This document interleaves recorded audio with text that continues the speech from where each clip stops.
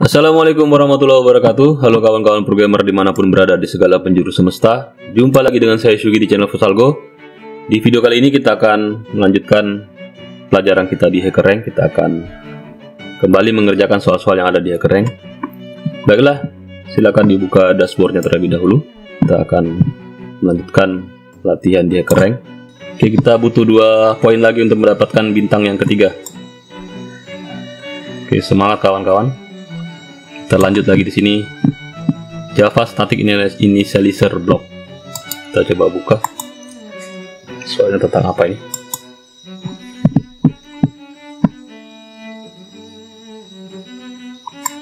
Oke, ini ada penjelasan soalnya. Static Initializer Block dieksekusi ketika kelas di load. Jadi pada saat kelas dipanggil dia dieksekusi. Mungkin ini mirip dengan konstruktor ya. And you can initialize static variable in those block. Dan kamu bisa menginisialisasi variabel di dalam blok tersebut.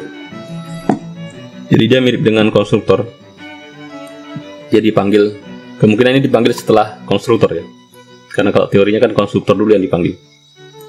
Baru mungkin ini dia panggil, kemudian dia panggil main kalau ada main. Kemudian it's time to test your knowledge of static initializer block. You can read about it here. Jadi bisa dibaca sini tutorialnya. Tapi nampaknya ini jarang digunakan. Mungkin agak asing bagi kita. You are given a class solution with a main method. Kamu diberikan sebuah solusi dengan main method yang ini. Cuman kita sepertinya tidak boleh mengubah yang ada di sini. Kita diminta untuk mengubah yang di sini saja. Write your code here. Di sini kita diminta untuk merubah yang di sini.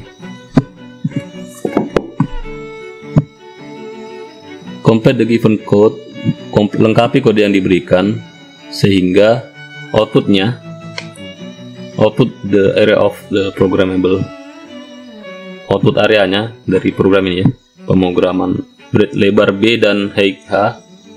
You should read the variable from the standard input. Kamu harus membaca variabel dari standar input. Jadi kita buat scanner nanti, tapi scannernya itu di luarnya main. Kemudian nilai B ini, jika nilai B lebih kecil dari 0 atau ya or hanya lebih kecil 0, maka outputnya harus menuliskan ini Java exception breadth. Berarti kita pakai throw ini, throw exception. Jadi kalau inputnya B nya ini lebih kecil 0, negatif ya, hanya negatif, B nya negatif, hanya negatif, maka akan memunculkan tulisan ini breadth and height must be positive without quotes. Tanpa quote maksudnya tanpa ini ada muncul Java lang exception, tanpa ini, tanpa quote, tanpa tanda petik. Kemudian input format, there are 2 line of input, ada 2 baris input. The first line contain B, baris pertama berisi B, the breadth of parallelogram. Kemudian the next line contain H, baris kedua berisi H, variabel H. Kemudian batasannya nilai B itu antara minus 100 sampai 100, nilai H nya dari 100 sampai 100 juga, dari minus 100 sampai 100. Format outputnya adalah jika keduanya lebih besar daripada 0, jika B dan H nya lebih besar daripada 0, kemudian main method harus mengeluarkan output luas dari parallelogram. Otherwise, selain itu tertulis teks selain, jadi kalau dia semuanya positif, semuanya lebih besar daripada 0 inputnya B dan H nya, maka dia akan mencetak hasilnya. Kalau tidak, artinya salah satunya negatif, maka akan muncul teks ini. Sampel inputnya misalnya 1 dan 3, inputnya B nya 1, hanya 3, outputnya adalah 3, karena luasnya adalah 1 kali 3, 3 ya. Kemudian di bawahnya ini sampel inputnya 2, sampel inputnya minus 1 dan 2, nanti outputnya adalah ini, karena salah satu ininya B nya minus ya, salah satu inputnya minus, maka muncul tulisannya. Oke, ini kita lihat dulu tutorialnya. Ini jarang digunakan sih, jadi dia buat blok saja ya. Contoh static block seperti ini, static, tidak ada nama metodenya. Ini bukan metode, ini blok saja. Kemudian buka kurung kurawal, balas kurung kurawal.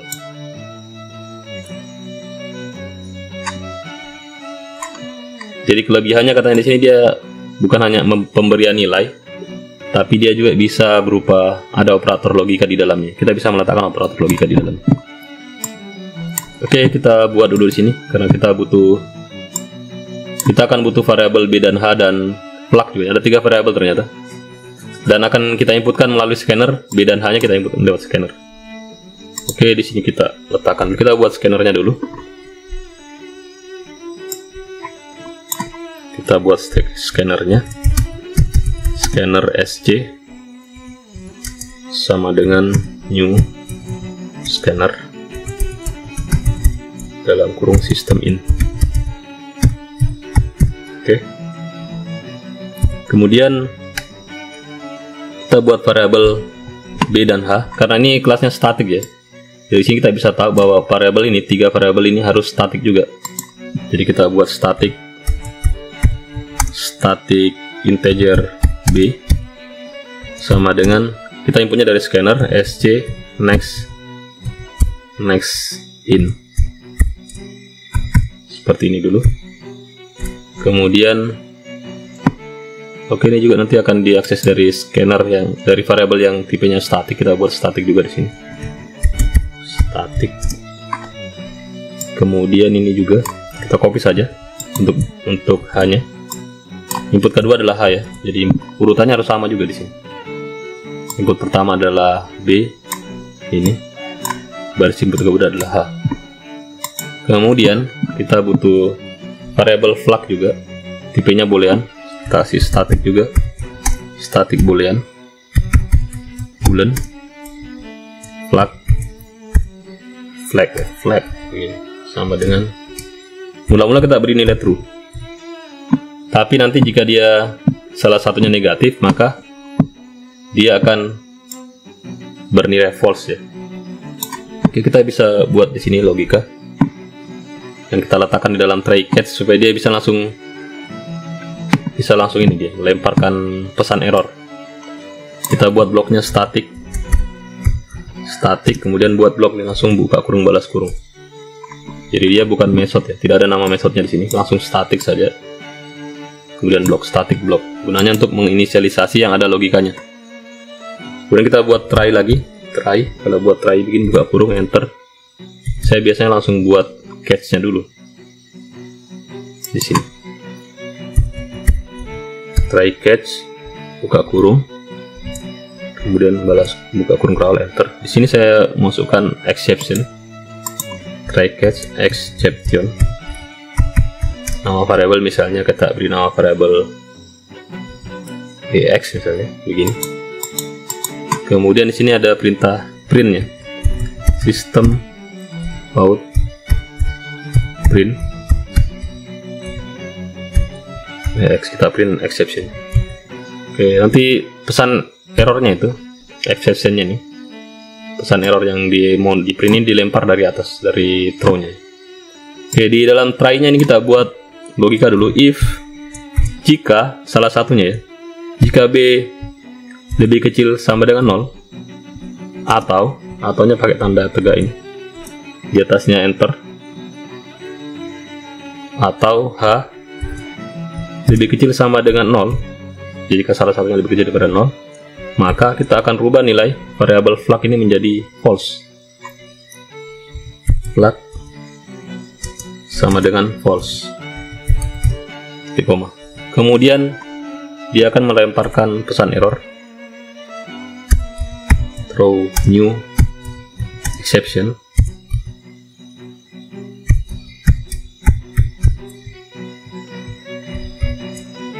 Oke, pesan errornya ini bisa kita copy saja.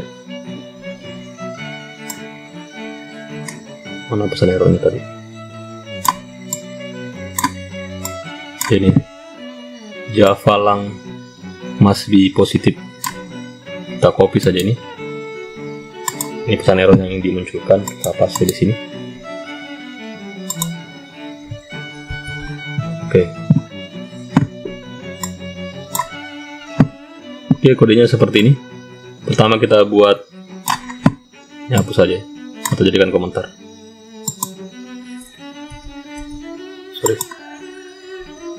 Oke, jadi komentar. Jadi pertama kita buat dulu scanner untuk menangkap inputnya.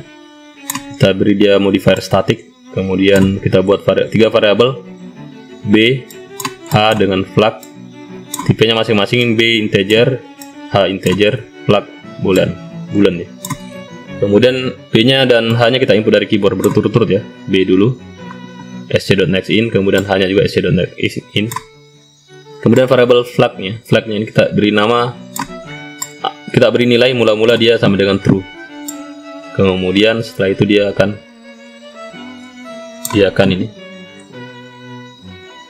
memanggil ini karena dia bilang tadi ini adalah fungsi yang pertama di load, block yang pertama di load pada saat program dibuat ya. Itu adalah static initializer block namanya.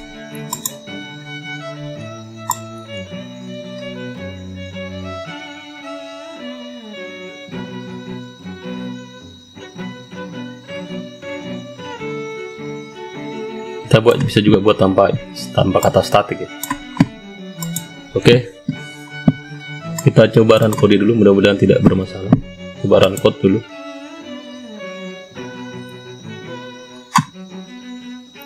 Ada error, apa dia bilang?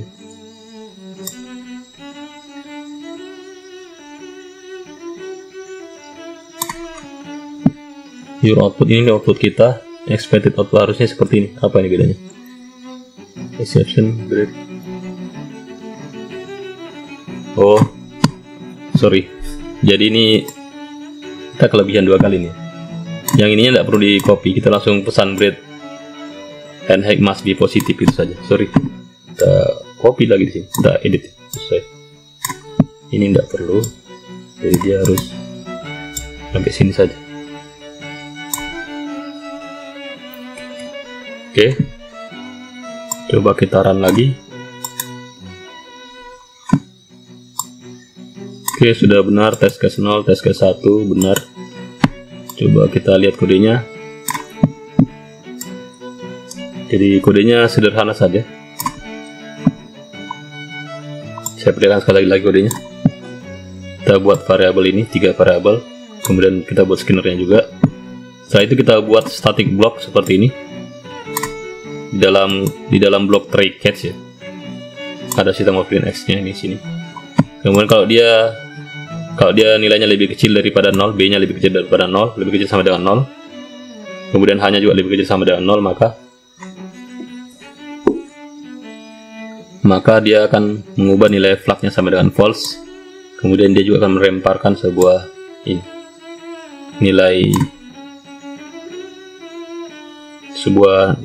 pesan error ya. Nun, apa gunanya nih flag sama dengan false? Flag sama dengan false ini digunakan pada saat kita masuk ke main ya. Jadi di dalam main ini dia hanya akan memproses proses pencetakan areanya jika nilai flagnya sama dengan true. Tadi kan mula-mula flagnya sama dengan true ya. Berarti kalau selama di sini dia tidak masuk ke dalam, tidak berubah menjadi false, maka dia akan tetap mencetak ininya. Tapi kalau flagnya sama dengan false, ketika flagnya sama dengan false, maka dia tidak akan mengerjakan if yang ini. Jadi sebenarnya ini sama dengan if sama dengan true ya. If flag sama dengan, nggak bisa diedit. Yang jelas jika flagnya diberi nilai true, maka dia akan mengerjakan yang ini. Kalau false dia tidak kerjakan yang ini lagi. Oke, saya kira itu. Kita coba submit code-nya.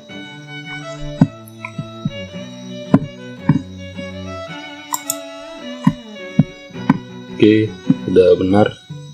Selamat Anda mendapatkan bintang yang ketiga. Kita sudah punya 3 bintang. Oke, baik. Saya kira untuk tutorial kita hari ini saya cukupkan sampai di sini dulu. Insya Allah kita akan kembali membahas soal-soal hacker yang berikutnya. Kalau ada pertanyaan dan saran mungkin boleh dituliskan di kolom komentar. Jangan lupa like, share, and subscribe jika video ini bermanfaat. Mohon maaf atas segala kekurangan. Insya Allah kita jumpa lagi di video berikutnya. Terima kasih. Wassalamualaikum warahmatullahi wabarakatuh.